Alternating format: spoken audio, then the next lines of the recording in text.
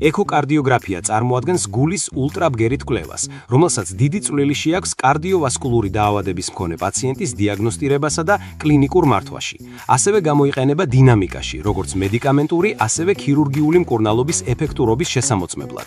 მისი საშუალებით ხდება გულის ღრუების, სარქველებისა და სხვა სტრუქტურების დათვალიერება, გულის კუნთის კუმშვადობისა და ფუნქციური მაჩვენებლების შეფასება. წარმოადგენს რუტინული კვლევის მეთოდს, არის არაინვაზიური, არ გააჩნია რისკ ფაქტორები და გვერდითი მოვლენები.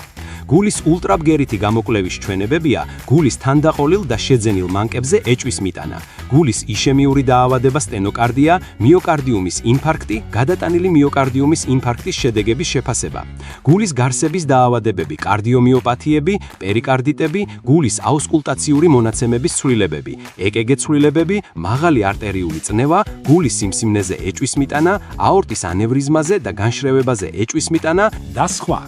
ეკოკარდიოგრაფიული კვლევის მეთოდები საშუალებას იძლევა დეტალურად და ზუსტად მოხდეს გულის ანატომიური და ფიზიოლოგიური შეფასება.